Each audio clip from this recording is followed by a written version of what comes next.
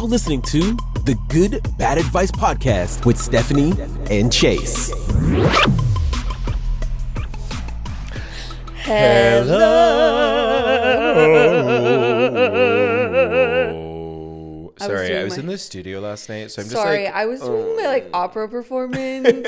Okay, we do... welcome you guys to the Good Bad Advice Podcast. We're your hosts. I'm Chase. And I'm Stephanie. And we give unsolicited advice to people in the news. And we basically just hang out with everybody, which is like our favorite time of the day. And try and work singing into literally every episode. We don't even really have to try. Yeah. We start each episode with a song. That's true. It's built into the format. It's literally what we do. Okay, so Steven, so you did your operatic debut, and it was a really funny social cut. Also, you guys, you have to follow us on TikTok, because for whatever reason right now, our little server that is supposed to post to all of our outlets is not posting to Instagram. So if you're not following us on the TikToks, then you're missing out on Stephanie's operatic performance. And so I showed Steven the social cut, because we call him out, right, in it. And he was like, you know what, for being a fun girl, like a funny girl, like her kind of shtick is like her sense of humor. He's like, she's also really talented. And I was like, I'm going to tell her. And he said, no, I'm going to tell her. So then he texted you. He did text me. And then he was like, you know how your partner, like Traven and I, we're cool. Yeah. But we're not like super close. Like I think I only text him if I'm looking for you. Yes. Like, I don't think it's like or if I'm like going to surprise you with something. Yeah. Like if it's a functional, it's not really, it's like friends, but not like a friendship. Yes, you know what agreed. I mean? Like there's a few people that I have. Shout out Greg and Lauren. Shout out that Megan and Ethan. You're friends with both of them. Where I'm like not equally, but I'm very close to being friends with both of them. But we don't necessarily have that. So Steven was like texting you, and he was like, oh my gosh, okay, so I just like send a normal text. Okay. And like, God loves Steven, but he struggles sometimes with just like sending a normal text. And I'm like, I'm just reckless with my text. Like it is a voice to record, and I'm not even a voice to text. I'm not even barely checking. Spell check. I don't even spell check. I just send that, and I'm like, sorry. There, you got what you got. That's what it thought I was gonna say. No, it's so interesting that Steven says that, because I agree. Like, I can do it all. Yeah, like, and you're stunning and smart, and you're gorgeous. So funny and so talented. Okay, and speaking of talented, how are you, my talented queen? Also, you really do look gorge. That's a really pretty color for you. I'm so great. I made pretzels this weekend. Pretzels. I want to revisit something you just said. I also made a loaf that had goat cheese in it. And like, fortunately for me, I love goat cheese. What day did you make it? Because you came to my house on Sunday. I know, but it's really weird to give you half of a loaf of something. Yeah, but give me a pretzel. Okay, that's fair. That's fair. Did you do a cheese sauce? No. Okay, then. And honestly, they weren't amazing. Like, I was like, these are good, but like, I'd rather go to Annie Ann's. Yeah. Like Annie Ann's is carrot better than Aunt Annie's. I don't know what it is. I don't. Someone will tell us. Some pretzel place. I don't care. I love a legit pretzel, because I love that sort of super hard salt, like that. Are we de-icing? I did not have big salt or like flaky salt for them. Oh, then keep that trash to yourself. Yeah, no, I did make a couple of them cinnamon sugar pretzels, and those with a little honey butter. Oof. Those were good. Other than that, it was a pretty good weekend, and I got to come see your new house. Hello. So we moved in this weekend, and when I say we moved in, I literally mean Steven and I, because God love our friends that had said they would pop by and help, and they didn't. And that was not me, because I actually just completely forgot you. And I had to write her later that day. Hi. He was like, hey, I'm sad you didn't come by. And I was like, on moving day, this is my big day. I went, Where you got this? I know. And then you wrote me really nice texts. I had the immediate pit in my stomach. I was like, I forgot they were moving this weekend. And Trey was like, it's okay. Like, just text Chase you're sorry. Like, you'll come over tomorrow. Like, and I was like, how he holds a grudge. He'll never forgive me. He'll bring it up for months to come. Probably my birthday next year will be like a remember all. To be fair though, I really maybe the people who said they were coming and didn't show up did take the brunt of my fall, because I just forgot, which is still a crime. Not a great feeling. It's still a crime. But it's not the worst crime committed. No. Saying you're going to be there at 10 and then writing at 9:30 that you're just not able to come when we have a moving truck, kind of like not a great vibe. No. So Steven and I moved everything, which we're like capable, we're strong. Yeah. You know, like I one time moved a fridge by myself. Moving like is actually a different beast. An absolute different beast. And so we felt fine. Like and you gave us really good advice actually that we used of like Steven and I against the move. Yep. And the move actually is what the kind enemy. of was nice about people bailing or not showing up was that we could just channel the frustration of the move toward them. So like we're lifting something and then we're sweating. It's like, you know what just gets under my skin about it? And he's like, yeah, say it, Betty. Because we were both. So we actually didn't have like, you know, any they say fighting. Like, none. It was so weird because I was You were amped. You were prepped. Primed. I was like full blown. Something's We're gonna happening. go at it. But it was really good. Cut to Sunday morning when I tell you we could not peel ourselves out of bed. We slept there because we even moved like our King Casper Wave mattress. Like, which is crazy because I told you and Steven, we hired 4 movers for our move literally like 4 minutes away. I was like, I'm not moving a thing.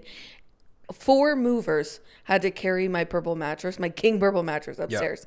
Like they could not do it. Oh, Steven and I were like this. This is how it went. Think we could roll this down the stairs? Probably. Okay, so we rolled it down the stairs. Then we're like, I think we could slide this across the kitchen floor. Yeah. So he's like, oh, hang on. I can get a cardboard slat outside and we'll just slide it. Put on a cardboard slat, slid it. Then we had to just carry it basically from the garage to the truck, which was a lot. Gosh.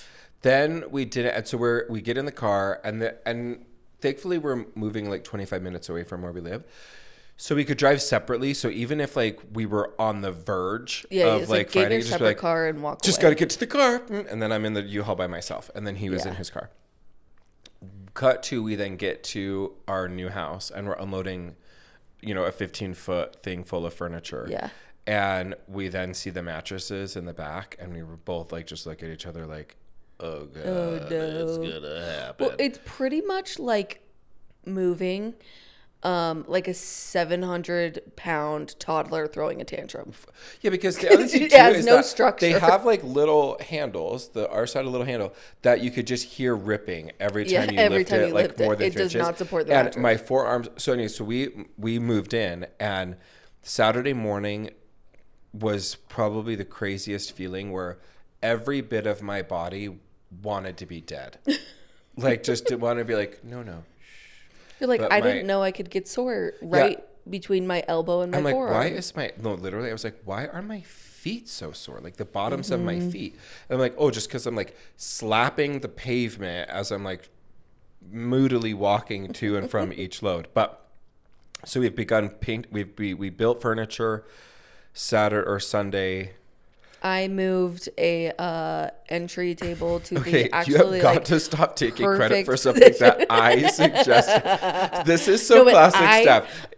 She walks in and I'm like, she's like, I love this. No, I had said, I love this table that we bought. I think Steven goes, Chase said maybe we should move it here or there. And I said, well, let me see it. And so that's Steven and I, which I don't think you realized what you were asking because our arms were spaghetti noodles at this point. I was about to jump in. And then you're like, I don't know, boys, just kind of move it over there and let's just like give it a try. And it is a solid piece of wood furniture. It is not IKEA furniture. It is like an actual very expensive piece of furniture.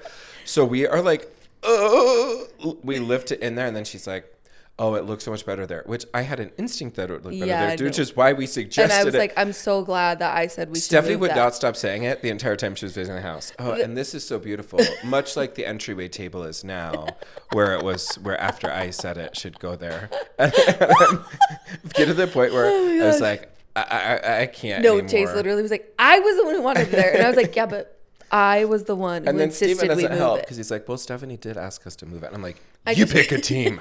I kept being like, we did it. We moved the table. We all thought that this would be better. Yes. So it was a really good, today we are painting. We're so grateful for Steven's parents who are coming over to help us paint. They're like pros. Mm-hmm. And picking paint is kind of bold. Like, and I'm a bold personality. And so this is the first time I've been able to paint anywhere where I live because I very much admire that because when we painted our house when we moved in, I was just so overwhelmed, partially because like we had to do new main flooring, new carpet. I had to repaint every like main and top floor because no paint match, blah, blah. But like I was so overwhelmed by it and like all of the choices that I was like, just paint it all one color. Like I just was like, if I want to paint later, I'll do it later. Yeah. But we just said blank canvas. But you're like, no, this room is going to be this room is going to be this. Oh, and like the colors are not like, I think we'll do a little beigey over here, a little taupe over here if we're crazy. I'm like, we're doing a deep olive emerald very like dark academia green style. Very much so. Like that's kind of my vibe. Mm-hmm. I love like moody, like a deep, deep blue will be my office. A super, super deep green will be our game room. The kids' room is going to be like a beige. Yeah. We're painting the fireplace black. Like I think because it's, and I know I'm going to paint more and more. I just was queuing the Dr. Phil 100 times more. Probably. That's going to be probably. That's going to be because I know that this summer when our friend Cindy, shout out to Cindy who helped us pick out a lot of paint. She has incredible taste. I'm actually really lucky that so many of my friends have immaculate taste. Like you, Marty, Cindy, you, me, Marty, Cindy. Yeah. Because she's going to come up and we're going to paint all of our trim and doors on the main you know what a else different has good color. taste? Molly. Oh, Molly has excellent taste. Yes. Excellent taste provided by thorough research.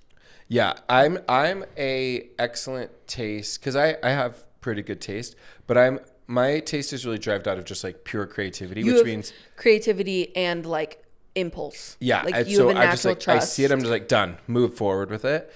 I'm having a little bit of trouble on our upstairs in our bedroom. I haven't I'm like a spark mover. Mm-hmm. When I see it, I know it, and I'm done. If I don't see it, then I can't fake it. Yeah. Because I'm just like, this is what it is. So I'll figure out what we do in the bedroom at some point. But then I really love the idea of painting the trim and the doors like a dark color on the main, just to kind of like pull the whole space in. But yeah, we love our house. It's fun. It's fun waking up into a totally different spot. And the best part about moving, hands down, are the new DoorDash options for your house. Oh, yeah. That is like, cut to Sunday night. What are we going to eat? Cane's is literally so close to you now. What? Cane's. Oh, yes. And Himalayan Kitchen, which we'd been wanting to try. So that's what we did Sunday. Saffron Valley? No. Do you like Indian food? I do. Okay, Saffron Valley is so close to you and so freaking good. And when I say like Indian food, I want to be clear. I like chicken tikka masala. No, exactly. And then their garlic tikka naan. Masala is, their tikka masala is so good. It's like so like buttery. It tastes almost like a tomato soup richness. And then they do a garlic cheese naan where like they bake cheese on it and do garlic on it. It's so good. Someone was talking on a podcast about like traditional Jewish food and Italian food, and then I was like, okay, and then I'd had Indian for lunch, and I was like, and they were talking about how American version of these cuisines is like garbage a lot of the time. Yeah. I wonder how, I should ask Steven because he's been to India. I should ask him how the food was there compared to like Indian food here. Here's where I know that it's good. If there is a bunch of Indian people in the restaurant, then it's good Indian food. Oh, yeah. And half of the restaurant is Indian people, and all of the waiters, you cannot understand what they're saying, but it is very nice. Yes. That's how I feel about going to most restaurants in Salt Lake, if it's like native cuisine, if it's like mostly people from that country and then a bunch of white guys that served missions there. You know what I mean? Like that's definitely like the vibe if you go to certain places. Who are practicing the language. Yeah, and it's like a good little African spot downtown, and they're like, "I serve we know." Yeah, that's why you're here. Well, it's so obvious. And then yesterday we recorded the backup lead and background vocals for some songs that Steven and I had written with some friends. Fun. We're in the studio, and I definitely I'm hitting a wall at this point because that's when Met Gala's looks are dropping. And I have to actually grab a seat so that I can focus while everyone else is singing around me. And I still have my headphones on, and I am singing it half of the time, maybe 2/3 at best, just because I'm like, zoom in. I had a really rough work day yesterday, and I got home at 5:30. Wait, who had a rough birthday? Work day. Oh, work day. I was like, you had a rough birthday. I just had stressors yesterday, and I got home at 5:30, and I was venting everything to Traven, and then I made the mistake of in a break in conversation, opened Instagram, and I'm amped. The break in a conversation, you're like, and then. No, it was he was went outside to turn the grill on, and I was still venting about my day, but he comes inside and I'm literally glued to my phone because I had forgotten after this long day that I was oh my gosh. So then he comes back in and he's like, "Do you still want to talk?" And I was he's like, hey, do you still want to talk? I'm like, I forgot it was the Met Gala. He's like, yes. Okay, so you don't want to. I'm like, I think I feel better now. You're like, thank you, Zendaya. I feel better now. Yep. Okay, before we get into the Met Gala, let's share our 3 GBs. You know what we need to talk about? What? My amazing drag name.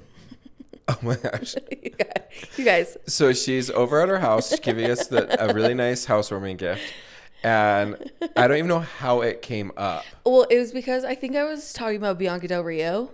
No, I was talking about Maddie Morphosis. Yes. Who is a drag queen popularized by RuPaul's Drag Race. And she is a heterosexual, male, cis, whatever. She now has come out as queer. But she has? I think so. Oh, I don't know that. Anyway, so I was thinking about her because I was like, oh, that's so unconventional. And then I was thinking about female drags. My eyes haven't even opened from waking up from the night, and I'm laying there, and I was like, what would be a really funny drag name? The first thought that came to my head was Porta Party. I'm sick. What happened up here? That was the first thing that popped into my brain. Porta Party. And then I thought Porsche Party. That's my favorite. So it's a little bit off, or Porsche Potty, but it's what's happening up here? Genius. I hadn't even opened my eyes. That's magic. That's what I imagine Alexander Graham Bell was experiencing when he was just laying one morning. He's like, ding, idea. Telephone. Benjamin Franklin. Maybe I put a key on the electricity. Then he opens his eyes. You are amongst the greats. No, it's one of those moments where I'm I truly am a comedic genius. Exactly. Another reminder. I'm so quick, even when I'm not even awake. I'm not even trying to be quick. My brain's like, oh, there it is, quick. There it is, right there. Oh, there it is. Oh, so I'm ordering at Dutch Bros this morning. Yeah. And I was like, oh, and then I said, soft top, muffin top, drop top. The girl just looks at me, and I was like, I'm so sorry. It's been an early morning. But that is how I have to order now. Yeah, I like the, chai, oat milk, whatever. Soft top, muffin top, drop top. Oh my God. Okay, we have to do our 3 GBs, and then we have to do our movie recap, and then we have to pick our new movie for May. I did pick it already. Oh. Because you picked April. Oh, yeah. Okay, perfect. I didn't even see that in the notes. Okay. 3 GBs. I'm going to go first so you can make sure you gather yours. Mm-hmm. The first one is Meghan Trainor's new song called The Moon. Uh-huh. We listened to it right before we went on. It is really good. And the reason why I like it even more now is because I was doing New Music Friday while I was in the U-Haul. Oh, by the way, get this little nugget about the U-Haul. What? They lost it. I returned it Saturday, and it was when it was raining. Yeah. I went in, hey, here's the key. Do you guys need me to do anything else? Nope. We'll check you in. You'll get an email receipt. Thank you so much, boss. And there was like maybe 3 people returning at the same time. Don't think anything else of it. Get a call yesterday night. Hey, we haven't returned your thing, so we're going to be charging you an extra 2 days. No. Then I got charged $189 last night. And I called U-Haul and I'm like, what the heck? I have the credit card receipt of me buying gas at the gas station right next to emissions, whatever. Yeah. They're like, this happens sometimes with these dealers. They just need to go out to their lot and look for the car if you left it there. And I was like, you're kidding. Do not mess with me, Janet. Oh my gosh. So anyways, I got to solve that. Okay. But because I was in the U-Haul, I listened to that song just over and over again because I was having bad Wi-Fi to download new stuff. So I just was on that. Anyways, I love the song. It's really, really great. Listen to it. Meghan Trainor Simon. Second, I don't think I've talked about Snake in the Grass, the TV show with Bobby Bones as host. I don't think so. 4 contestants each week. I don't think I don't know if it got renewed because this is from last year, but it's on Peacock. And they had like Survivor players, they had Big Brother players, then they had just normal lay people. But each week it's 4 people. One of them is the snake, and they're trying to compete. They're trying to, complete challenges so that they can get clues to who the snake is, because if the 3 non-snakes identify the snake at the last vote, then they split 100,000. But if the snake is able to confuse them or whatever else, then they get the 100,000. It's really, really good. If I'm just looking for new like reality competition shows, because we just need an infusion of new creativity. And then a resurgence, what's it called? A remake? But what's it called when they bring back like Sex and the City? They did that. What's that called? Revival. A revival. Yeah. Jane Lynch is the host of The Weakest Link. Oh, fun. And I'm completely caught up. I binged it while we were packing. It's not hard enough to, like, when you're watching Jeopardy, Tournament of Champions, I know maybe 6% of the answers or the questions. On Weakest Link, I'm like 90%. It's just like, it's a little dumber and it's meant to be entertaining, but it's a lot more fun to watch. So my 3s are Meghan Trainor's song, Snake in the Grass, and The Weakest Link. Goodbye. Okay, my 3 are, this is like a weird one to count, but my first one is... If you say that damn book again... What book? The Trust of the Sea. I did that for like book 3 weeks in a row. Excuse you? I finished that book 3 weeks ago, and everybody who listens to the podcast knows that, except for you, who doesn't pay attention to my 3 GBs. I think it was one of your 3 GBs last week. No, it wasn't. What was it? My 3 GBs last week. I have them written down. Wait, really? Yes. My 3 GBs last week. Hold on. I swear, you guys, I'm not an idiot. I swear she's done multiple. The last time I did it was on episode 35, which was 2 weeks ago. You hoe. Okay, well, I'm going to check tomorrow. I'm going to check when we're done. I'm going to look up your 3 GBs. I'm not doing these anymore. Yes, you are. I'm sorry. I'm just saying. Okay, you do yours. So this one's a little bit. My 3 GBs. A bad one was Chase's house because it's ugly, and then another bad one. Hey, we're doing the best we can. It's what we can afford. I'm doing the best I can. I don't consume as much content you have. I'm so busy. You do. No. Actually, you know what your 3 GBs should be? Actually, I'm going to give you a break. Your 3 GBs are all our second story. Oh, okay. So we don't need to do anything else because you're actually not true. You consume equal content. Okay, but that's a solid 3 GB. That was going to be my third one. Okay. I'll just give one of them. Okay, my first one is Espresso by Sabrina Carpenter. It's in my veins. Agreed. I think Spotify knows I love it so much that I could choose any song on Spotify, name a song, and the next song that will play randomly is Espresso. Do you think that'll be Song of the Summer? Because I saw someone saying it should be Song of the Summer. I think it came out too early to be Song of the Summer. I think so too. But man, Meghan Trainor's Moon could be. Because I'm a singer. It looks so good. Good. We're going to talk about her look too because she was a flop last night. Yeah, I agree. Literally so many but I thought her people makeup was beautiful. Anyway, my second one, this is unconventional, but we went and saw Bianca Del Rio last week. Oh my gosh. The most like Bianca Del Rio is a drag queen. Yes, is a drag queen who is like very loud, obnoxious. New York. Very, very funny, but also like says jokes in the same vein as like Dave Chappelle. Yeah, very, very provocative. Like, provocative, like in your face, like political. Even we went to Bianca together once, and she was political, but in like a way that she's not like shoving things down your throat. No, it's politically palatable. Yes. Or palatably political. Yes, exactly. Like this podcast. No, like at one point she's like, there is somebody here who is a Make-A-Wish person. Yeah, if you can believe it, they chose to come here. Disneyland tickets were sold out. Who has cancer.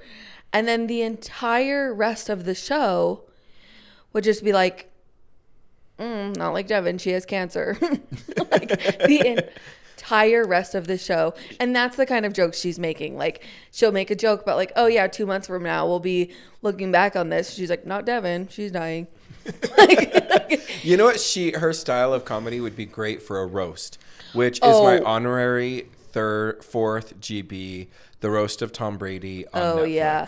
No, she is so funny. Like but she says jokes that like make you laugh, but in a way that you cover your mouth because you're like, oh no, I shouldn't be laughing, but it's so funny. Yeah. She was amazing. And then my last one is going to dive into the Kendrick and Drake beef. Yes. The music is good, my friends. The music is great. Stephanie's commentary is greater. Oh my gosh. Because she gave Steven and I the download. Which by the way, we got an accent chair to go opposite the couch down in the basement because I used you as an example. I was like, babe, when Steph was down, you need a chair. You're looking back and forth head the whole time. We're going back and forth. You need an accent chair in that corner. So we ordered it yesterday for Way Day. Gorgeous. Okay.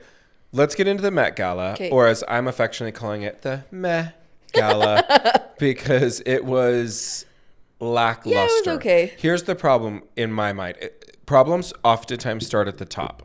Yeah. Anna Wintour, I get that she's 74 and we all wish that we could look like her. I understand that she gets her hair cut every single day. I wish I could look like her. I'm just saying, like, look as good as her at 74.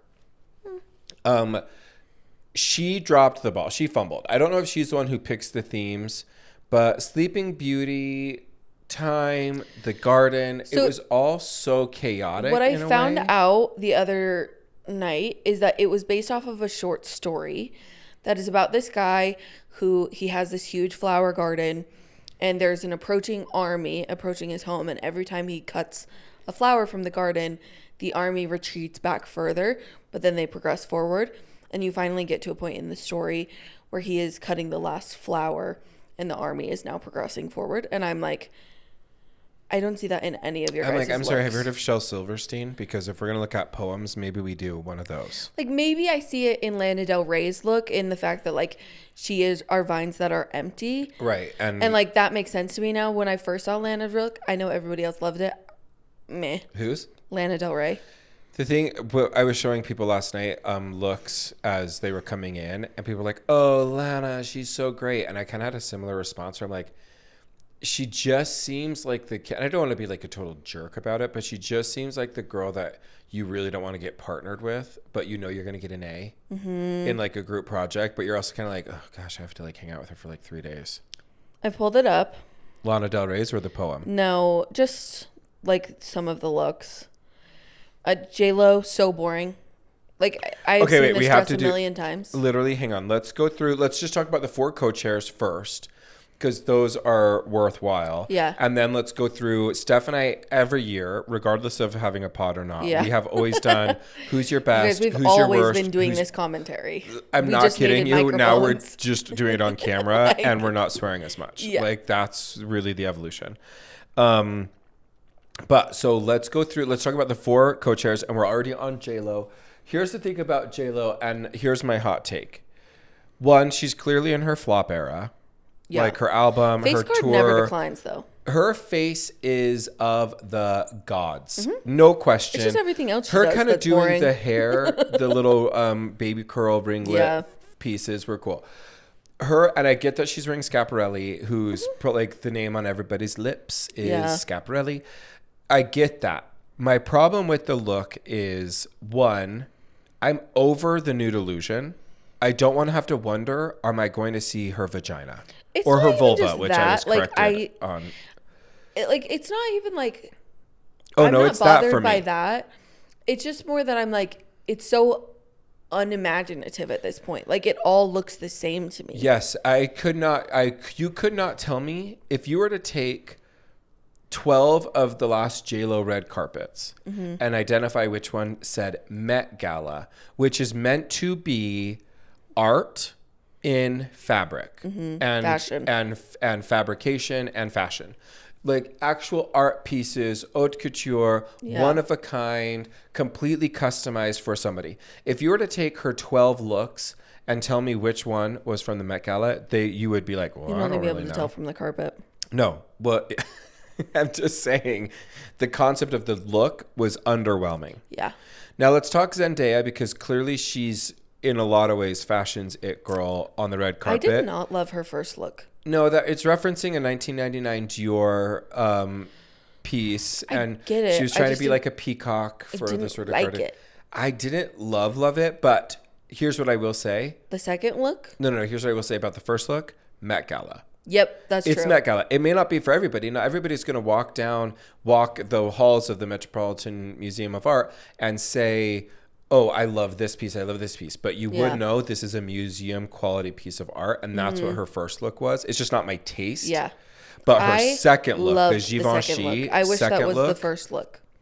First and only. I don't think you needed the second one. The story actually, the poem that you're referencing is that second look. Yep, I agree. The black completely consuming except the little floral bouquet that is shining out through her head. Like, that's fashion to me. That's super provocative. The fabrication was fire. I was a little disappointed in La Roche as her designer. His looks were really underwhelming. I would have loved him to have a compliment. Understated always, though. Baby, he's not understated. He's wearing platform heels, a giant fedora. Like the way that he dresses Zendaya, you would expect him to be like more super avant-garde. Yeah, I would have loved him to have had a complimentary avant-garde moment. Yeah. Like if he had a mini brooch of the flower that she had, something, and like put it just on her a layered thoughtfulness. Chris Hemsworth, Gigi Hadid. Oh, so no, sorry, we're doing the last four co-chairs. Chris Hemsworth, boring, and his wife, boring. But you got to see their after party look. Was it better? No, she's basically wearing a diaper. It's a bizarre choice. Oh, one of the hot pants. No. And then the fourth member is Bad Bunny, who looked cool. He did kind of look like he was at festival days for the Shakespearean festival. Also, did you realize the feet are like cow feet? I honestly think, is that Schiaparelli as well? I don't know. The shoes? Because he did a bunch of weird hoof shoes. Mason Margiela. Oh, yeah, Margiela. Okay. So now you go through some of your best looks. I'm just like scrolling through the Vogue article. Yeah, that's what we did. The Vogue. I loved Gigi Hadid. Oh, okay. Interesting. Hers with the white, white, yellow. I feel like that's really relevant to the story. I didn't think Who was she wearing? Who was the designer? Does it say? Tom Brown. I didn't think Tom Brown, for the record, is my favorite designer right now. I have a whole thing on Tom Brown when I do mine, so I didn't realize Gigi was wearing him. Kendall, meh. Anna Wintour, meh. I didn't really love Sarah Jessica Parker, although like I get it. Yeah, I get it. You know what I noticed? Like very wide hips. Like everybody had a sculpted hip. Like nobody looked. You know what I think that reference is from? What? Drag Race. Yeah. Because the padding that queens do is a lot of some of the silhouettes that were like the exaggerated silhouettes, the Gwendolyn of it all. I think you had Nicole Kidman on your list. I did. I thought it was just fine. Oh, I think it's I like stunning. Nicole Kidman in mostly everything she wears, though. So okay, wait, do your top looks. My top from your looks, list, and then Zendaya's second look, Gigi Hadid, Mindy Kaling. The back of that dress, agreed, was like. I mean, the front was gorgeous and Mindy looked gorgeous, but the back of that dress was art. Period. Carly Kloss. She's on my list too. That dress, the pink, the flat. To me, she like reemerges. I mean, the whole Taylor drama sucks for her because you will never not be a villain associated. Yeah. But for her to resurge, and I was like, ooh, She came and said... The other girls she came with were dressed really well, too. I thought so, too. Like the one that's those in a are just really good taste. Yep. Just like they beautiful. Had excellent taste. It was just everything. And if you're going to be like beautiful, like do it that way. Yeah, agreed. You know? And if you're going to be a supermodel, be a supermodel. Yeah. I'm talking to you, Kendall Jenner. Mm-hmm. That one was I boring. get that she was trying to be Maleficent, but I'm just not here for it. It was so boring. Elle Fanning with the glass birds on her shoulders. Which is cool because Elle Fanning was Sleeping Beauty. Yes. And then my last one is Nicki Minaj. I was obsessed. All the super bright florals with the hips. Was like, put this on my wall. Like, yes. I love something that just like throws all of the colors at it. And it was in such good taste too. Mm-hmm. I don't even love Nicki Minaj, but I was like, oh, love that. Okay, my best. It's Nicole Kidman, the white and black. Mm-hmm. I just think the sculpturing of the white and then the noise of the black was really awesome. You know what? And I love that it wasn't a... I think it's the makeup that bothers me. Oh, to me, it feels very Vivienne Westwood, which I don't love that vibe. Like I don't love that styling. Of Zendaya, sorry. Yeah. Okay, Cynthia Erivo, she was in Tom Brown. She looked stunning. Good. And then did you see... affixed to the back of her bald head was a giant butterfly, like a brass gold really butterfly. Pretty. And she walked with Ariana Grande, who was super underwhelming but wearing like the black and the white. So Ariana was in white and Cynthia was in black. Ariana Grande looks like a little gaunt to me these days. Yeah, and you know what I want her to do? She just looks like a little bit like she's like trying to make the veins on her neck show in every photo. Wanted her to do, and I know we're going to talk about Sydney Sweeney in a minute, but I wanted her to do... Weenie. I wanted her. She could have been on my top, but I didn't want to start a fight. Yeah. What's so interesting to me about that I want Ariana to do is I want Ariana Grande to do something so outside the box with her hair to mix up her signature. No, like Sydney Sweeney doing the black wig. She doesn't use her hair in her styling ever. No. Okay. I didn't put this on mine, but Amanda Seyfried was pretty cool because she had that silver metallic headpiece that looked like hair within the flowers. Carly Kloss, Greta Lee in the white. When I saw that on your list, I thought you meant Greta Gerwig, and I was like, no, Greta Gerwig should not have shown, dude. She was really lucky she did Barbie because she'll never get invited back to the Met after what she wore. Okay, Eliza Gonzalez Riviera. Let me show you hers because I think she is, if you're going to do floral, that one was really pretty. She is so stunning. I don't know what she's from, but I think she's gorge. Harris Reed. Oh, I also had Tyla on mine. Oh, Tyla's on mine too. She was my final one. Oh, yeah, she was so smart. Hang on, I'm going to end with her. My last one is Tyla. The way it was so skin tight, she literally had to be lifted up on every stair. That is the spray that one girl... that Bella Hadid had, the designer that they went out and they fabricated the dress onto her body. It's literally onto her body. And it was sand. And did you see it? She was holding the hourglass for the time. Was so good. That is art. That is what I want to see. I want to see creativity and execution like that. A lot of people like Taylor Russell. And I thought this was so boring. I thought it was so boring. The fact that people she's wearing like, wood. Oh, she's wearing wood. I'm like, sure. Okay, let's go through some of your work. Oh, best man. Oh, my best man, I think I have... Wisdom K was my best man for sure. Okay. He is the TikToker who's like a very high fashion TikToker. Okay. He was in the red outfit that kind of had like burnt ends. Yes. Gorgeous, amazing, no notes. Coleman Domingo? Yep. Where is he? Let me find him. And then Jonathan Bailey. Honorable mentions... to Dan Levy. I really liked his. Yeah, Dan Levy's on my list, but my best dressed for men was Reese Fieldman. You had him on your list too. He's the TikToker. This is Coleman Domingo. Yeah. Oh yeah. Also very handsome. Handsome. No, what I loved about Reese Fieldman was he was wearing Tom Brown. So Tom Brown is a suit, oversized, like he's really, really great. But to have taken it and to have done floral applique into a pleated that was front, so good. I think he's also just like in the era of men who literally give us nothing. Yeah. Like Chris Hemsworth, what were you doing? He wasn't doing much. I thought it was so boring. Yes. And I was just also was like, you're literally all straight men's like icon. Yep. Like they all are like, if I could be one man, it would be Chris Hemsworth. And you did that. Yeah, it would have been really cool if he came out with something floral. Yeah, even like if it was just like cool, a really beautifully like, tailored suit in a floral print, or like in a embroidered with flowers down the sleeves, something. Yeah, not even an embroider, like on a shoulder. It was just. Yeah, it just was like off the rack. It was. I just was like, boring. You're lame. Agreed. The Met is just the time. For those of you that don't like totally appreciate the Met and why we have such strong feelings, the Met would be like the Super Bowl for fashion. The Met would be like the Indy 500, the Kentucky Derby. Like, think of the best Project Runway episode you've ever watched. Yeah. And then times it by 5. But I'm trying to explain it to people who've never seen Project Runway because... That's fair. It's probably the people who are watching Project Runway. They get the Met Venn Gala. diagram crosses a lot. Yeah, we're 90% overlapping.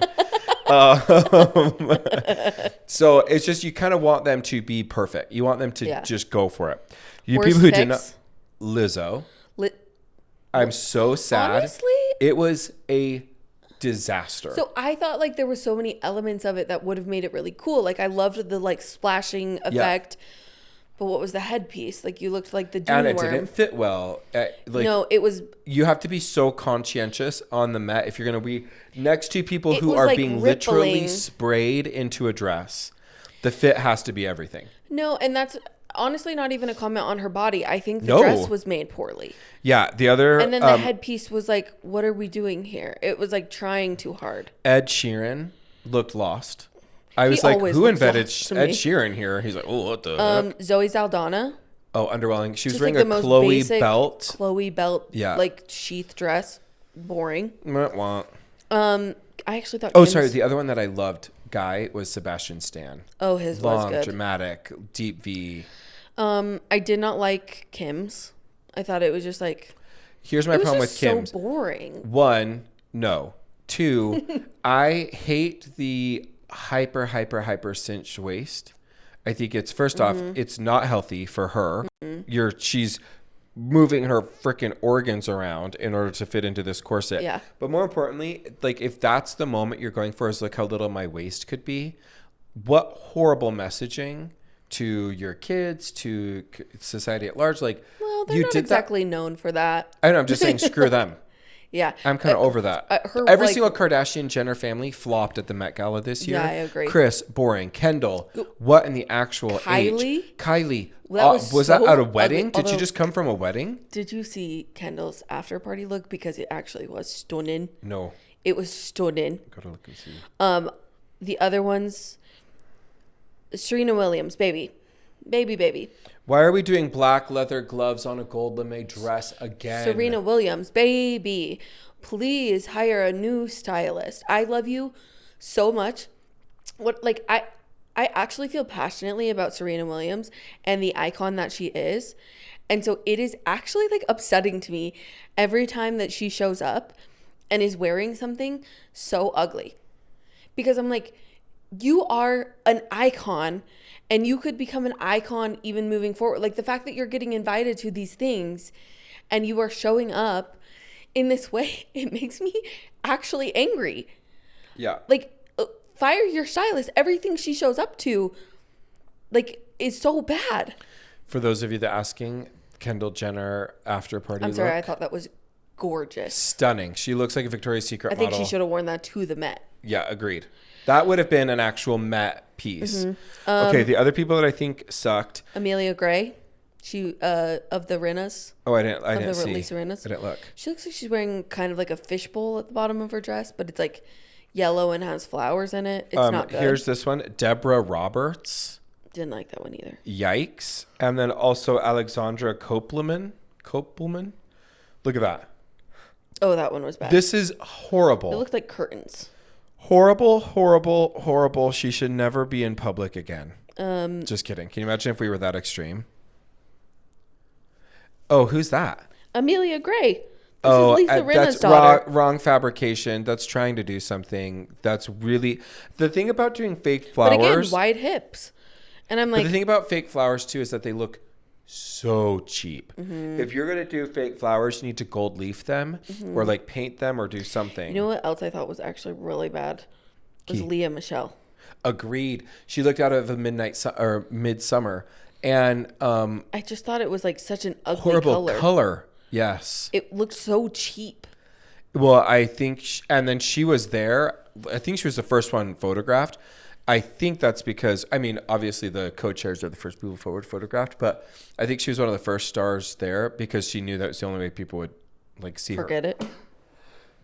The flowers on it looked fake, like very fake. I'm sure they're like very well beaded and well made, but right.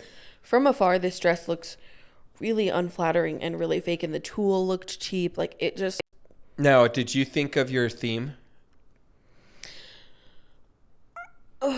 I did, but like because we thought it'd be fun to say what we think the next year's theme should be, because this theme was such a miss. Mm-hmm. Here's my. You have to have yours. Yes, I do. Okay, you go first. Yours. I want it to be called Animal Instincts, and I just love the concept of animals, and then like the animalistic instinct, like that sort of like lust, sexual, whatever. I just think animal instinct, and then like we get dope interpretations of like cheetah print and crocodile, whatever else. But I just think that I would almost love to treat it like a zoo. And then all the people come, it's just like in different variations of like different animals. Okay, that's a good idea. I just think Animal Instinct, Anna Wintour, if you're listening, Animal Instincts, that's... See, I had a serious one, but now I'm going to go with my funny one. Oh, mine was serious. I know I liked your serious one, but now yeah, very funny. I would love to see that. Okay. I would like a Met Gala theme of House the Boots Down. And it's just like... It's all Puss in Boots? No. From Shrek? It's all like deep house, like ballroom, like queer culture, emphasize Bob Mackie. Like all of these like very like... I want to see drag queens all over the carpet. I want them to be stationed everywhere in the Met Gala. What if the theme was Get Out of My Swamp? Why did you think that related to drag queens? Well, no, because I was just thinking of a Drag the Boots House Down. I thought Puss in Boots. And I thought, that'd be funny from Shrek. Then I thought, what would be a good theme from Shrek would be. Good idea. That. House the Boots Down. Yes. Okay, we have to get into... Yeah, you have to tell everybody... The Kendrick Lamar. Our advice. That is our sole advice for the Met Gala. Please let us co-chair and or be in charge of theme and or requirements, because, and I'm pretty sure Anna Wintour greenlights all the looks. Isn't that what happens? I think so. I think they have to send her looks to approve. Mm-hmm. Okay. Now tell us the Kendrick. Okay. Hey parents. Yeah. No. Please if you understand. Cool.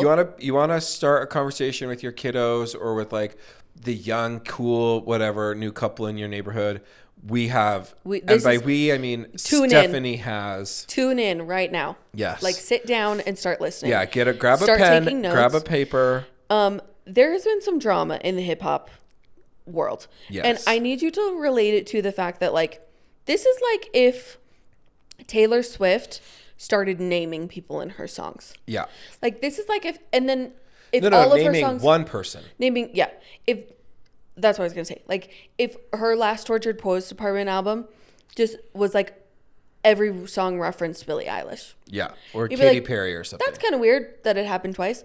But not even Katy Perry, because Kendrick and Drake are the top. It's like if Taylor Swift started mentioning Beyonce in every one of her songs. I'm just saying because Katy and Taylor had beef before Swish Swish Bish. Yes, but it's just like, think of the best artists in whatever genre you like. If Luke Combs and Morgan Wallen started saying crazy things about each other in their songs. Right. Great. Okay, analysis. So I'm going to take you through the timeline and also some of like the notable moments in it. Okay. So on March 22nd, Future, Metro Boomin, and Kendrick Lamar release a song called Like That. Kendrick Lamar is in a portion of the song where then everybody in the song talks about Drake and how they don't like him.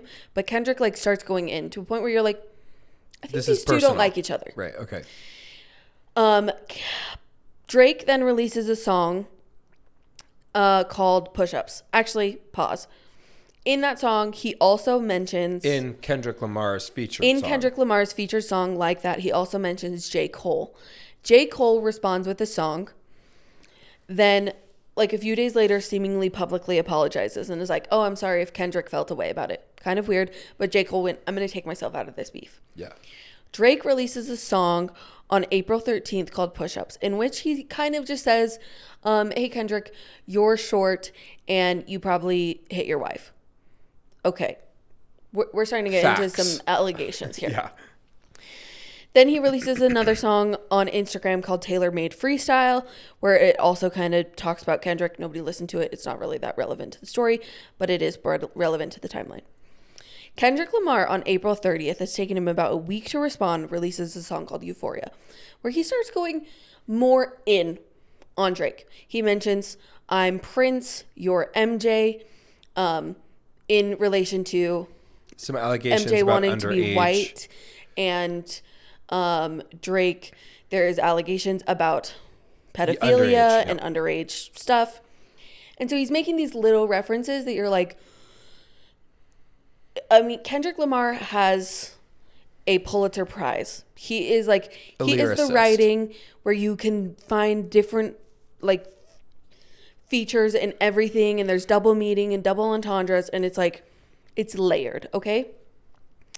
On April 30th, he releases Euphoria. And also, on top of that, it becomes so popular, it then now is trending on the SEO above the show Euphoria that Drake produced. So he's already messing up with things that are financial tentacles. Then, a few days later, he releases 616 in LA. In this song, he mentions that OXO, which is Drake's brand, or Drake's like label, OVO is what it is, sorry. OVO, that there is leaks in OVO that are only there for a paycheck.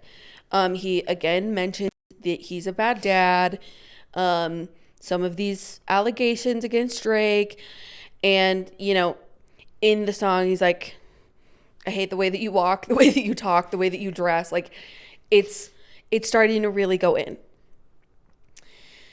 That same day, Drake releases a song called Family Matters, in which he talks to Metro Boomin, Kendrick Lamar, and I think Rick Ross. In it, he tells Metro Boomin, hey, go make some more drums, because Metro Boomin is known for a lot of his like beats in songs, but like not for his lyrics. He goes a little bit more on Kendrick Lamar and like talks about Kendrick's family, some other things that like he says happened to Kendrick, but they actually happened to Kendrick's mom. And not 45 minutes later, Kendrick releases a song called Meet the Grams.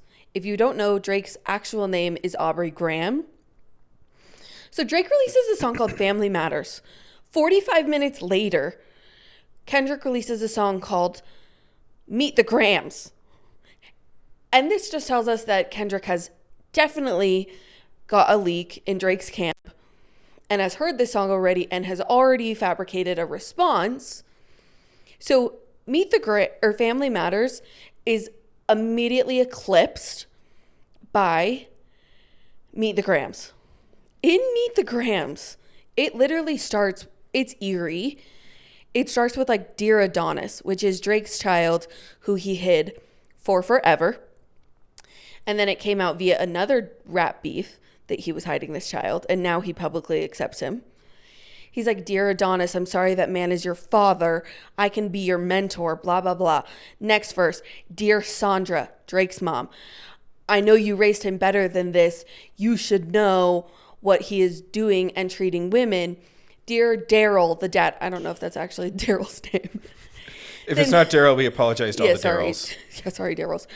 Daryl, you raised it, like, you did this, treat it, like, tell him to be better. Then he goes, Dear Aubrey. Then, like, and he just says crazy things in this song, like, about even further pushing the allegations, even further, like, saying, you're an awful person. Like, he literally is like, this isn't beef anymore, go die. Like, it's like, he compares him to Weinstein. What I have learned through this beef is I've actually never hated anyone. Oh, yeah, no. I've only had a mild distaste for somebody. Yeah, the most I've ever done is I've ever texted you or my mom about them. No. This is like, and the people online are like, you didn't see this coming. That's a Gemini man. Someone had commented, I saw, it was like, yeah, talk about Geminis. Am I right? Yeah, no, like he is, And like the rhetoric online is pretty much just like, okay, Kendrick, just put the man down. Yeah. Like, just like shoot him in private. Well, and okay? Kendrick Lamar doesn't have any of his comments being censored or edited, and Drake has limited his he has had comments. To. Then 2 days later, no, actually the next day, Kendrick releases Not Like Us, which is in Drake's song Family Matters, he says that Kendrick does not release like club songs, like people that want to dance to them. So he releases Not Like Us. A banger. We listened to it. A banger that is already playing in clubs. And it's crazy because the lyrics to it are like, certified lover boy, certified pedophile. Wop, wop, wop, wop, wop. And you're like, wait a minute. Does that rhyme? No. That's your thought. Literally. Like, hang on a second. I think it's and then he's like, the next line is like, oh, I need to find the line of it. But like he makes a line. I need to look up the lyric because I cannot mess it up. But like the whole song, the end of the song, his brand is OVO. He's going, now let me hear you say OVO. Like it's a really good song. Very catchy. But you're like listening to him truly annihilate somebody while you're just like being like, like it's so bad because you're dancing to it. Just like, loving it. And it's like literally talking about him being creepy. Parents, if you have kids, don't let them listen to any of these songs, for the record. They're really good. No. And then Drake releases a song on May 5th called The Heart Part 6, or maybe I think it's The Heat Part 6. Might have autocorrected. That one then responds to Kendrick's allegations in a weird way, in that he's like, I'm too famous to be a pedophile. You think I wouldn't have been arrested if I was a pedophile? I didn't sleep with Millie Bobby Brown. And everybody's like, nobody even mentioned her. Why That's did you pretty specific. That's pretty... Yeah, neither have I. He's like, and I know you were going to bring up that Epstein stuff. And it's like, bring up that Epstein. Why did you? And then there's a clip from Always Sunny, the TV show. Yeah. And Danny DeVito runs in the room and he's like, we got to make a song about not diddling kids. And he's like, they're like, what do you? He's like, we don't touch children. We don't blah, blah. And the guy goes, there is nothing that will make people think that you touch children more than making a song about it. Yeah. And everybody's like Drake in the studio with his ghostwriters. Like, it's literally like, and it's become so much drama that we're like talking about it so casually, right? But it's like, can somebody bring some receipts? Because like, this is really intense allegations at this point, and all of us are just like watching it entertained, but also like there's an undertone of like, is Drake like a really bad person and we need to address this? Or right. You know what this on the same vein of like, I realize I've never really hated someone. I actually think that my advice is when people tell you that they hate someone, you need to ask if they've released or on written a a scale diss track. of Kendrick to Drake, of like on a scale of like Taylor and Katy Perry to Kendrick and Drake, how much do you hate them? Yeah, that's the new litmus test. But I also want to be like, well, if you really hate them, have you done a diss track yet? Maybe put some energy into like doing a diss track. Oh, the other part of this is that Metro Boomin, the person that Drake said, hey, why don't you go release some more drums, released a song that is just drums or like just a beat where the entire time it's just going BBL Drizzy, BBL Drizzy. Because the rumor is that Drake had a BBL. Drake had a BBL. And a BBL is like a butt lift. I feel like I have to also mention the cover art for all of Kendrick's songs are targeting Drake. One of them is a picture of items from his suitcase, from Drake's suitcase. Of Drake's suitcase, which means you got a leak, including prescriptions for a drug that is often used for, like similar to a roofie, Ozempic, and like a shirt that like Drake would know is his. His next album cover for Not Like Us is Drake's house, as if you looked it up on a sex offender list, and there's a bunch of identifying markers showing that there's sex offenders in Drake's house. Like, how did they get that footage? Quaking. Like, The cojones on these people. Also, now on Google, there is a identifier on Drake's house that says owned by Kendrick Lamar. Like, on the location of his house, somebody made it owned by Kendrick Lamar. Drake is the last person to respond. So I suspect that we still will get a response from Kendrick. But pretty much I don't think Kendrick needs to respond. Everybody thinks that Kendrick won in this beef. That's what I'm hearing. So when you talk to your teenagers about the drums, just be like, BBL Drizzy. How about Kendrick, eh? Also, way to sing that, like, kind of, you slay. No, it's good. It's good. BBL because Drizzy. I have to tell you, this has been in my brain all weekend. I'm just like, BBL Drizzy. BBL Drizzy. Like, I'm just walking around my house just being like, BBL Drizzy. BBL Drizzy.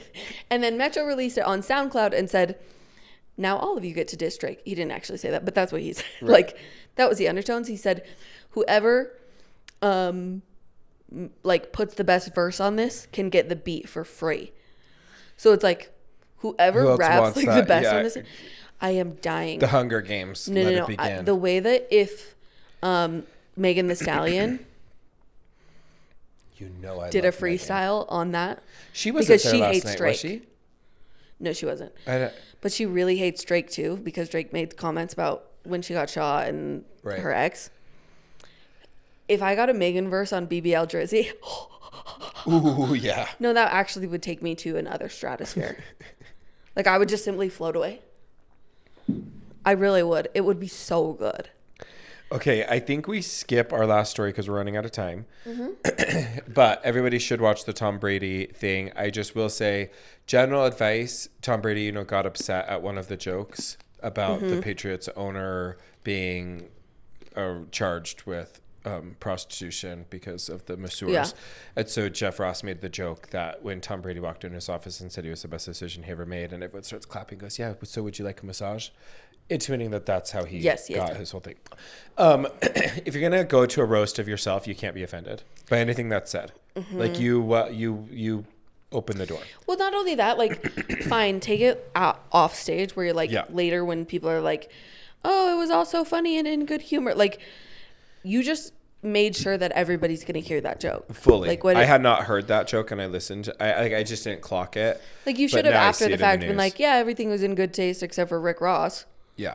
Like, and be open like that. Yeah. Okay, let's talk about our movie, The Miracle Club. I'd love to. Yeah, what did you give it a score out of 10? 4. Oh my gosh, we're so different. I'm like, no, I was watching, but this is what happened when we watched Stardust too. You were like, I thought it was so boring. I fast forwarded through the last 20 minutes. No, it was the best 20 minutes. Okay, then what was the other 45 minutes? It was a very short movie, first off, which is better, which helps you. How do you have Maggie Smith and who's the other really famous? I mean, there was a lot of famous actresses in there. Yeah. How do you have these people in a movie and it's boring? I thought it was. See, to me, it was boring. So beautiful to talk about. So to recap the story, it's an Irish community and poor in the 60s. And there's a opportunity to go to France where they can go to this Lourdes. to the what? Lourdes, France. Lourdes, France, to go to this place where they can get a miracle. Yeah, and so they're all looking for different miracles. See, I'm such a sap this way because what I loved was they all went looking for a miracle. Mm-hmm. One specifically, the youngest woman wanted her son to be able to start talking. Yeah. He'd been mute and he was like 6 or 7, and so she took him there. And I just thought. So she ends up getting, spoiler alert, her son ends up talking. But then the other women all went in for what you thought they wanted their miracle to be like Maggie Smith because her feet aren't the same size or the legs are opposite. So she has a hobble. That isn't what any of the... No, they end up healing in a different way. Yeah. And I think that's the miracle. What I loved about it, first off, visually beautiful because Ireland, stunning.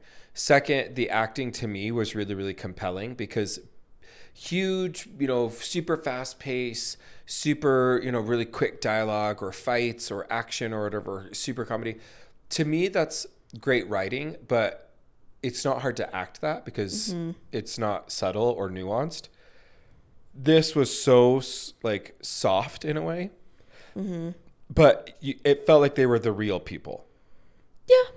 And I think that was brilliant acting. So, and I loved seeing Maggie Smith in something that wasn't Downton or Harry Potter.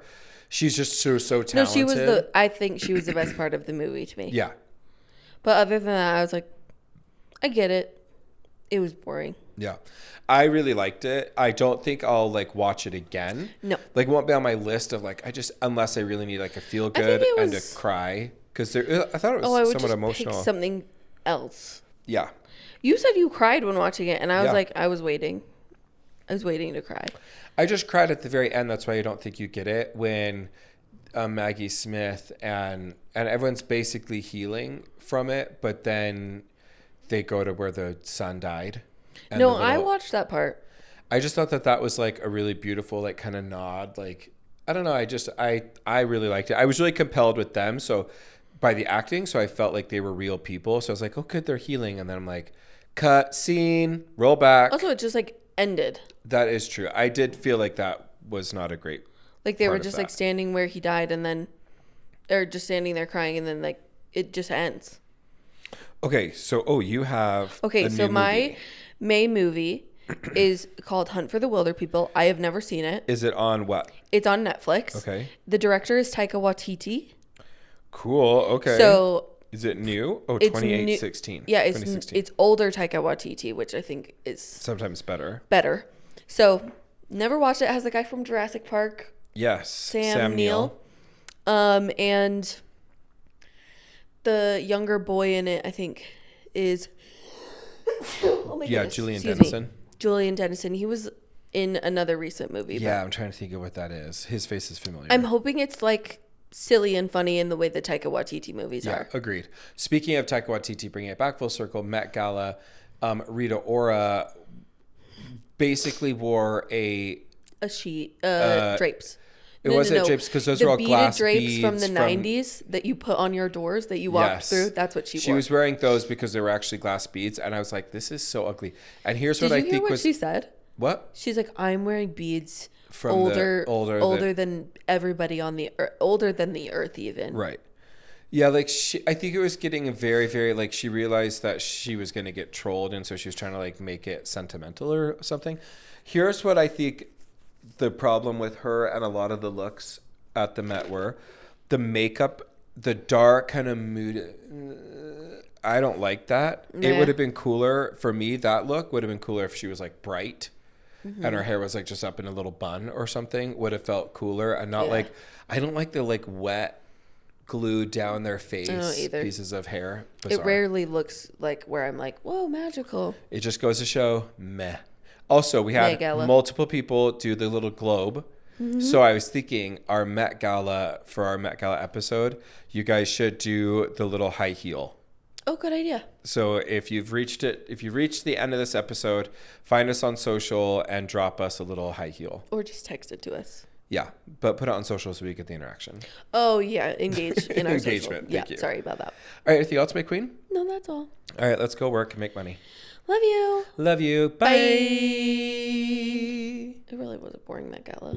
Like the How worst. Disappointing. I feel like we could do so much better. I just can't believe we're out of creativity.